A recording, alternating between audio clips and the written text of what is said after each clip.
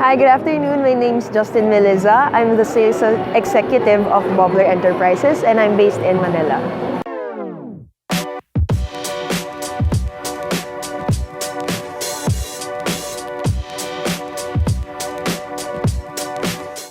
Tell us about your company and your products.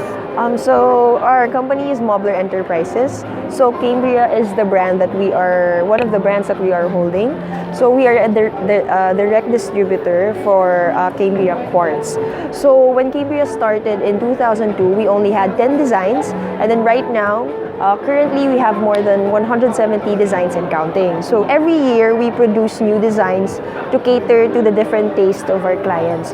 So usually it would be for their kitchen countertops. So that's one of our biggest projects is for kitchen countertops. But with Cambria, we also do walls, ceiling, flooring, because currently in the market we have the biggest slab, which is 3,350 millimeters by 1,650 millimeters.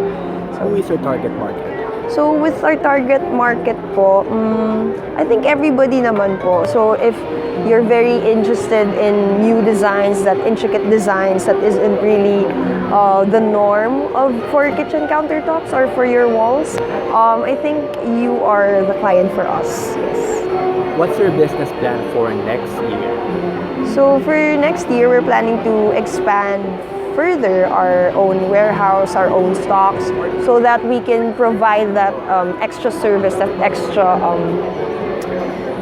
service for everybody, so that they don't have to wait for the lead time, which is 2 to 3 months. So we want to cut that down and have bigger portions of the design here currently in Manila. So yes.